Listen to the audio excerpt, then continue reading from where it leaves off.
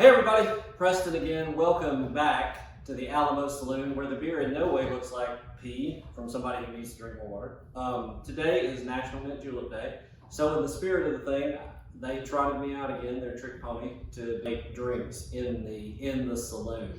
So the mint julep, as you may or may not remember from the last time, I did a little research. So the word julep, you might be wondering, what in the world is a julep? It's kind of a strange word, so I looked it up, so you wouldn't have to, but I encourage you to do it anyway if you're so inclined. The word julep basically means a sweet drink used to convey medicine. And I'm like, I know plenty of people that drink for medicinal purposes, so it makes sense. The word's actually very old. It comes from Spanish and can be traced all the way back to a Persian word. So there's your fun facts for the day. If you're interested, like I say, look it up. There's plenty of info out there. The mint julep, or the julep drink in America, has a really long history. There are references to it all the way back to the 1700s.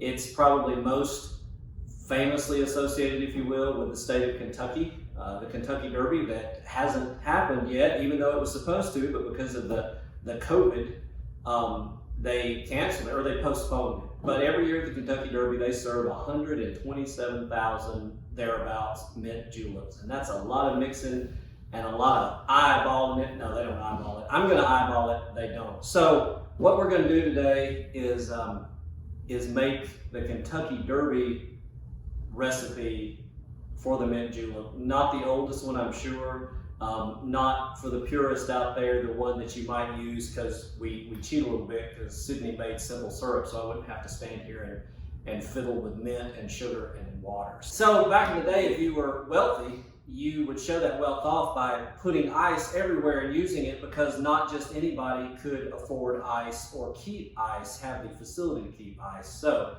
the mint julep has a lot of ice in it. Now, because we don't have a Sonic on site, to get that good crushed ice, I'm gonna make a spectacle of myself and prove to you that, again, you can make these drinks in the privacy of your own home with very simple things like regular ice, a meat hammer, or whatever it is, a meat tenderizer, yeah. And I got a shot glass around here somewhere. So we're gonna, not do that. We're gonna crack the ice, or crack it everywhere, because Preston's not with it today. Let's try this again. Maybe that's crushed enough to start with. You know what? That's going to be crushed enough to start with. So we have an assortment of julep glasses here, made courtesy of friends. One of them, I think, is from our executive director, Melissa Pricer's mom. So thank you, Mama Pricer. We've got two here from our friend over at the Writers Garret, he's the ED, Aaron Glover. And so we appreciate that, because even though we decided we were going to do this several weeks ago, we couldn't find glasses. And we've got one here that's about the size for Sydney to drink, a little baby mint julep cup. So you start with what size? They're all different sizes. I like the big one. So we're going to push some cracked ice in here. Again, this isn't precise. For you professionals out there, I apologize in advance, because I'm not. So now, the recipe, as I said, is easy. It's basically 2 ounces of bourbon, whiskey, your choice, 1 ounce of, in this case, mint simple syrup. Stir it together, put more ice on it. So, now, you might be thinking, as I told you last time, I don't have a measure at home, what do I do? Well, if you've got a shot glass, you're most of the way there. And this is where we get to eyeball it, because you may or may not know this, but shot glasses distributed in these United States are 1.5 ounces. So if you could eyeball it, you can figure out what 1 ounce is out of this. So this is my shot glass, and so I know where the ounce is, don't ask. So we have a not nondescript bottle. This is Maker's Mark. We use it because they've sponsored us in the past, so I don't mind giving them a free shout out to Maker's Mark. So Kentucky straight bourbon whiskey. There we go. Now I'm going to eyeball this thing and hopefully not make a mess. So 2 ounces. Oh, come on now. Oops. That's one.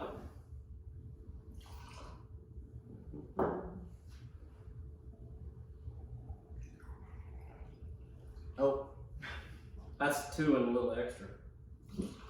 So eyeballing it doesn't always work. So there's that. Now, the simple syrup. Again, Sydney made this, the recipe. I'm sure she'll print it somewhere in the comments. It's basically 1 to 1 to 1. 1 cup of sugar, 1 cup of water, and 1 cup of crushed or expressed mint. Smells good. Now be careful doing this because you can go wrong really quickly with mint. It can either be really good or it can be really awful. So we're going to eyeball it again. Right on the mark.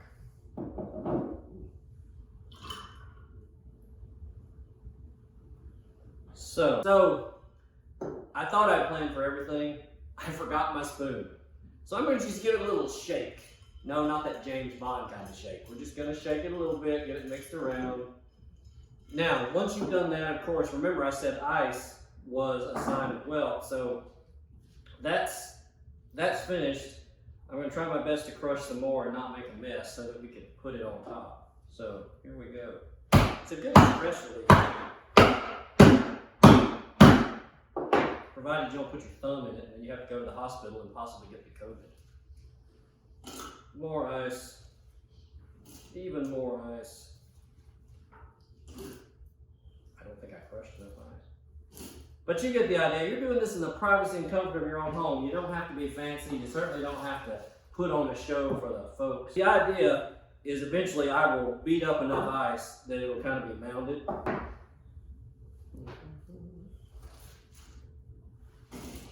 Oh, there we go. So, again, not as fancy as if I had ice from a restaurant.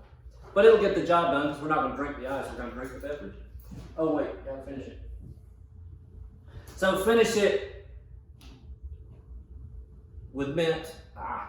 And there you have it.